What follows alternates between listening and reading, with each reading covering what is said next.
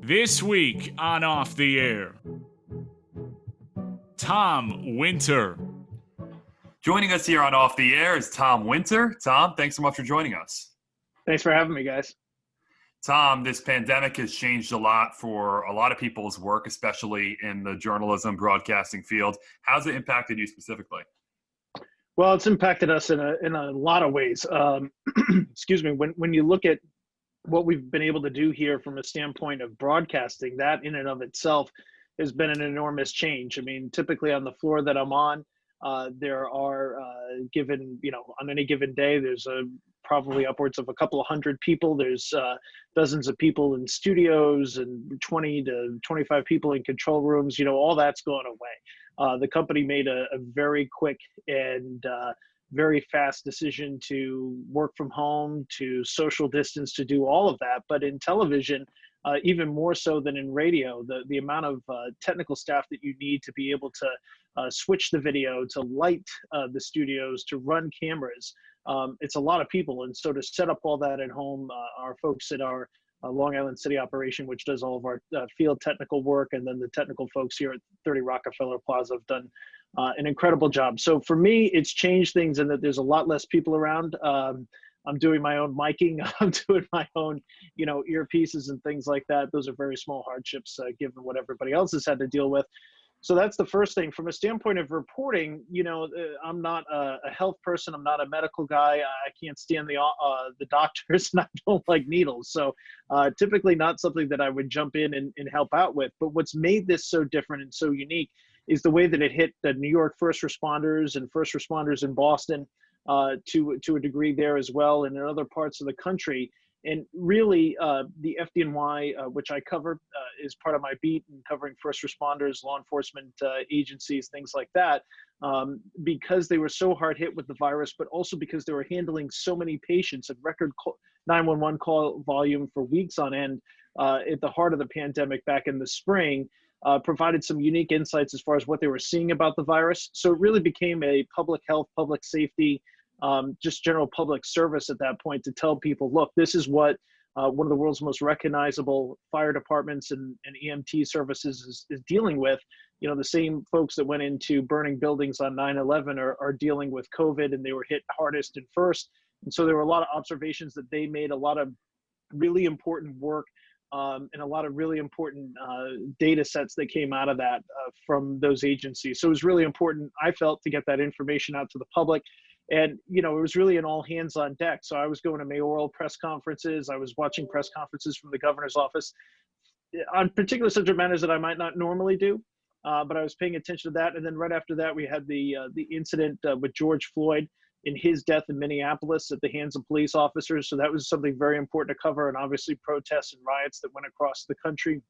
And so those were things that as somebody who covers policing, not only what happened with in the George Floyd incident, but also what was going on with protests. All of those things were so important. So for me, the company was gracious enough to let me continue to come into the office. That's where I'm talking to you from today. Actually, my boss's office. So I've been able to carve out a little bit more real estate for myself, just so that I'm isolated also from everybody else. It's allowed me to get on air whenever there was one day where the 911 call volume in New York City was so bad. They were pleading for people not to call 911 unless it was an absolute medical emergency. By being here, I was able to take that information, quickly get it out, quickly get on MSNBC, quickly get it to NBCnews.com. And that was because I was able to be in the building. So those are all important things. And so for me, there's obviously all the hardships that all of us have had to go through, some more than others. But for me, a big part of my job is to continue to cover the agencies that I normally cover, and making sure that the information is getting out to the public. And so from that standpoint, the mission didn't necessarily change at all. I think in a lot of these conversations, there's a lot of talk about the limitations that COVID brings, but some people have said that there are certain aspects of the change of doing things remotely has actually benefited them, or they like a certain way that something goes when you have to do it remotely. Have you found something that you sat there and said, hey, I actually like doing this better on Zoom as opposed to doing it in person or the way I had previously done it? I wish I could be one of those people, but answering honestly, absolutely not. A huge part of my job in doing what I normally do on a day-to-day basis is talking to people. It's much easier for me to be in court to cover a court proceeding. It's much easier for me to meet with people that provide us with information, critical information, both in the spokesperson capacity and folks that speak to us that are not in the spokesperson capacity, leaders of agencies, people that are in kind of just a little bit lower in the totem pole than at the top of those agencies, but very much involved in the decision-making process, very much involved in key aspects of what's going on. Meeting in person, having those personal relationships doesn't make a difference whether you're in news or in sports. Being able to see people and speak with them and have a better understanding of what's going on is so important. So I've hated this, frankly. It's not been anything that I've enjoyed from a standpoint of doing Zoom calls. Miss working with my colleagues tremendously, but look, it's what we have to do. The way that we used to work would be dangerous from a health standpoint if we continued doing that. So I understand it, but it doesn't mean that I have to like it. So I miss seeing people. I miss traveling. I miss covering cases and going to various police departments and law enforcement agencies across the country. And so that's it's been difficult. Tom, you've had a long career in news investigative reporting. Flashing back to your time at Fordham and WFUV, was there a moment or a realization where you said that this is something you're really interested in and you'd like to go into news over something like sports? Yeah, I mean, I'm sure a lot of people are wondering what happened one-on-one and why we're doing a news hour at this point, and why the heck are you speaking with me? I think, look, a couple of great things came out of my experience. A number of great things came out of my experience at Fordham. The first is when I arrived, my first full week in New York City was 9/11/2001. So obviously the world changed substantially then. And the world has not stopped changing because of some of the occurrences and what happened on that day, specifically in the world that I'm in now, in news and law enforcement and terrorism, which has been a huge part of our mission here in our reporting at NBC News. So I think when you look at it, I was very fortunate to have exposure both to sports and to news. Working with Bob Ahrens, who used to run the sports department at WFUV. Bob was terrific. Working on the news side with George Berbari, who's now the news director at WFUV, and at the time, Julianne Welby, all people that were incredibly influential in my career path. Dennis Elsis, who hosts afternoons at WFUV, really taught me a lot about what it means to be a broadcaster. And so I think the key things that I learned from sports was the need for preparation. I learned so often, you guys go and you know this because you do play-by-play, you make your boards, who's who, who's wearing what number, what's their basic background and facts, and what are their basic statistics. And I learned from what I did in sports and engineering and producing a lot of the broadcasts, how important that preparation was, how important it was to have an understanding of what you're going to be covering before you actually cover it. The news is very unpredictable. And that was one of the things I learned from WFUV News, which is you never know when I would anchor in the afternoons, what we would do at 3 o'clock would be totally different by 6 o'clock. But I think there's a lot of preparation that you can do ahead of time to have basic background knowledge of facts. It doesn't make a difference whether you're going into the fourth quarter, or it doesn't make a difference when somebody's indicted who's the advisor to the president at 9 a.m. If you know the players and you know the people that are involved ahead of time, it makes it that much easier to start to get ahead and to cover it. And so that was one of the real advantages of having both sports and news experience when I was at WFUV. I think in part, the events of 9/11, the events that followed it in the world, obviously what happened in Iraq with the war, and other events that happened that I witnessed kind of steered me toward news. I just felt like it was a very important time in the country, and I felt a calling and a draw to news to be able to start to understand those things. I didn't know exactly at that point what I wanted to do in this field, and over time I came to love investigative reporting and the type of work that I do now every single day. How do you feel that the perspectives that you gain in working in both sports and news helped you in your career as you went forward? Yeah, I think, one of the great things about sports is, and you guys know this, it's one-on-one. you're doing the 10-30-50, and somebody hits a home run in the middle of that, and on the fly you're adding that piece of information. You're at a game, and you know what, you think, okay, these are going to be the two key players on each team in a basketball game, or we're going to follow this quarterback for Fordham, and then all of a sudden he breaks a bone in the middle of the first quarter, and okay, that plan's out the window. That happens all the time in news.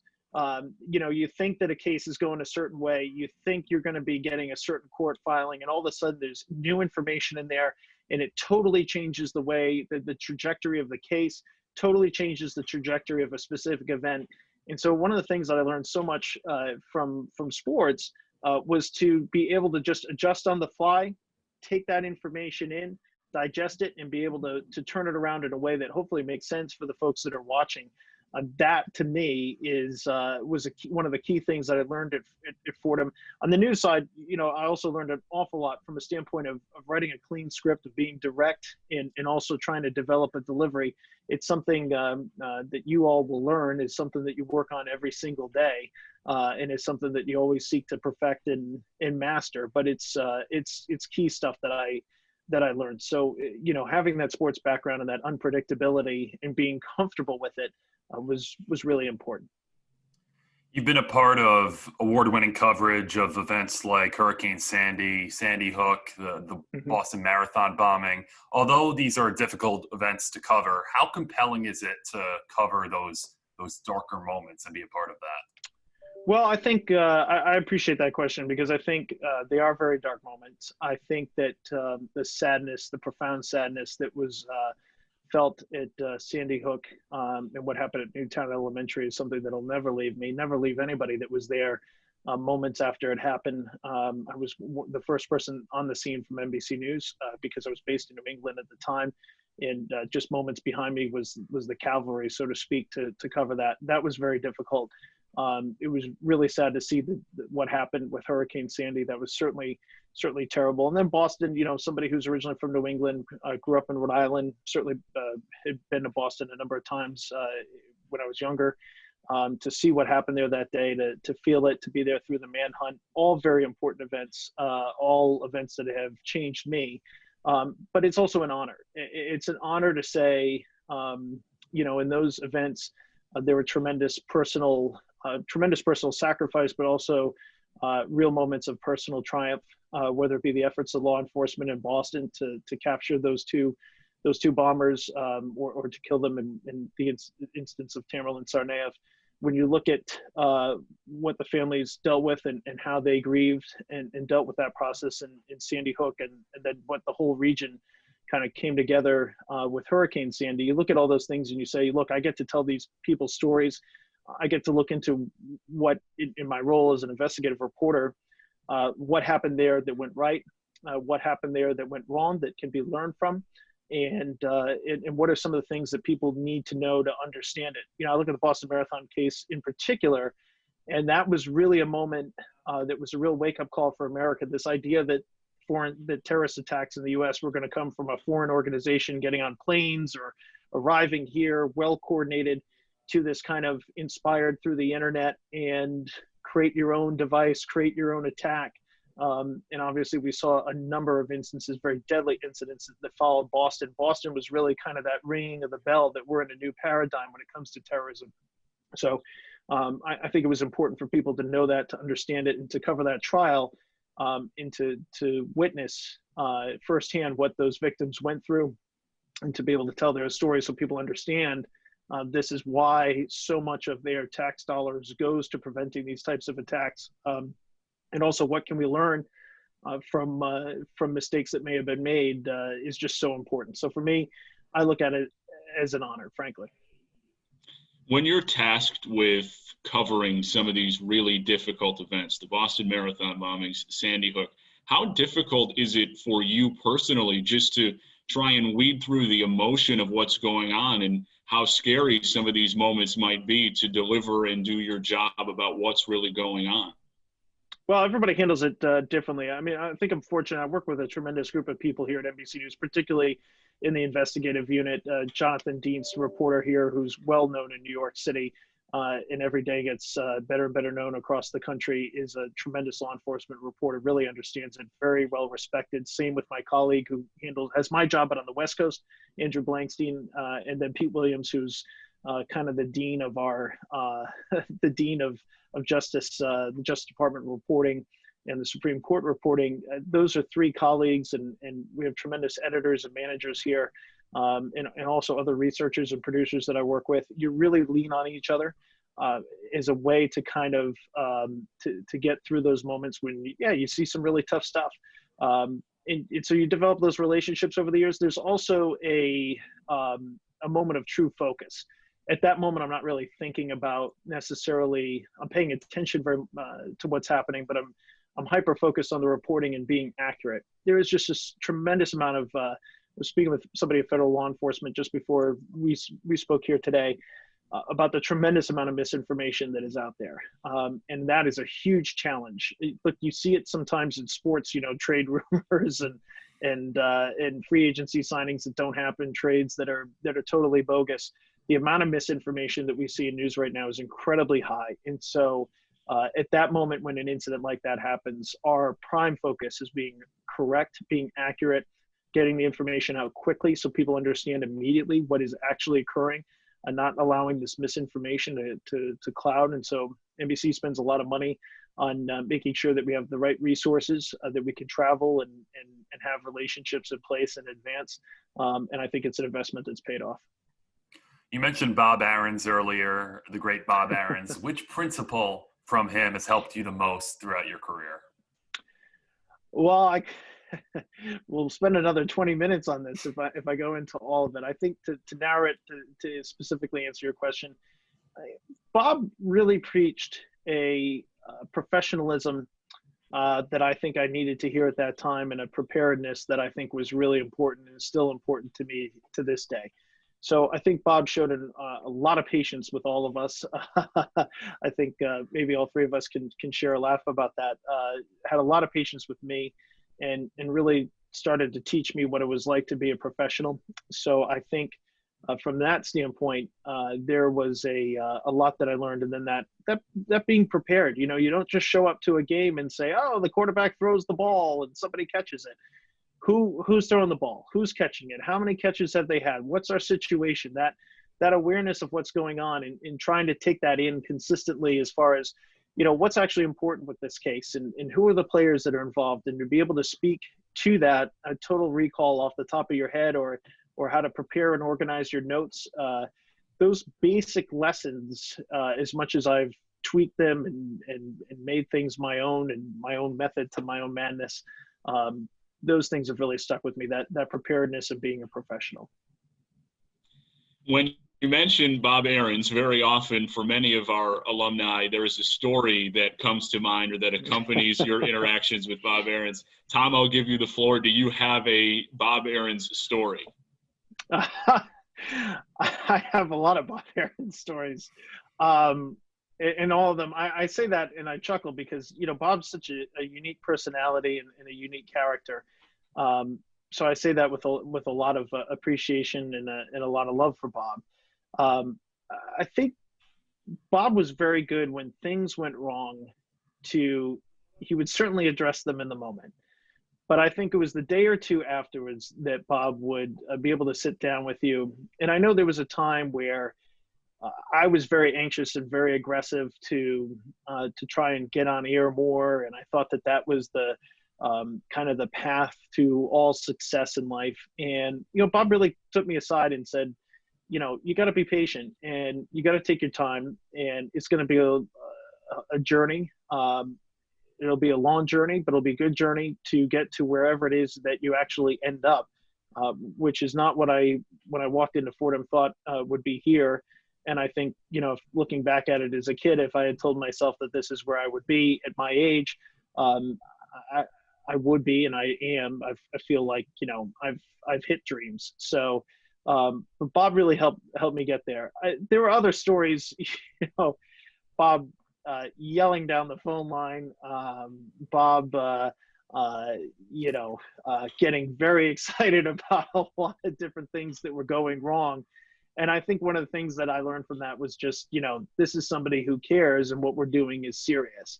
And Bob really understood the reputation and the example that we have to set at WFUV and why we are so different from many other places. So there was a lot of stories of Bob wondering what was going wrong, or there was a laughing fit that broke out between myself, Mike Ratty, and Ben Schrader, two incredible broadcasters and two successful alums and now in their own careers and with families. And we just could not stop laughing. And Bob really took me to task as their producer and, said, look, this is serious. We might be having a fun moment in the broadcast booth, but we're here to train for our careers and for the rest of our lives. So I don't know if I could use all the language that Bob shared with me that day. Certainly not on air, but it was the broader lesson. As much as we were killing ourselves laughing about it after the fact, the broader lesson definitely sunk in quickly. You referenced those origins, and one way we normally leave our podcast guests off with is so many people come to Fordham or FUV with an idea of what they want to do or what they want to achieve. What would be one piece of advice you would give to someone who's considering Fordham or considering FUV as to a mantra that they could keep in their minds moving forward? I think if you're in high school right now and you think I want to get into broadcasting, sports, news, music, whatever is your interest, I think one of the important things about WFUV is that it provides you an opportunity to really learn and touch a lot. You can get a great engineering experience and background with George Evans and Jimmy O'Hara. Those guys are great. You can learn a lot in many different aspects of live production with sports, play-by-play, color, also doing, more kind of, I would say, news reporting within the sports world. So what's going on with teams. Beat reporting is so important. It changed my career as a beat reporter focused on law enforcement. I don't think people understand that enough. You have your broadcasting of live events, but being a reporter who can consistently deliver new information on a beat is so important and really differentiates yourself from a lot of other people. So I think you can learn that too. On the news side, man, you're in New York City, one of the news capitals on the planet, and then you get an opportunity to learn in a great environment and learn the right way with George. So I think if you're considering a career and you don't know quite where you're going to go in broadcasting, just know that you'll be exposed to the best of it at WFUV and at Fordham. And I think that's the thing that people need to know. Tom, appreciate you taking a few minutes. All the best. Stay well, stay safe, and appreciate you taking the time. Thanks, guys. Thank you. Thanks for interviewing a news reporter out in your one-on-one format. But I missed the show, and you all are doing a terrific job, and keep it up.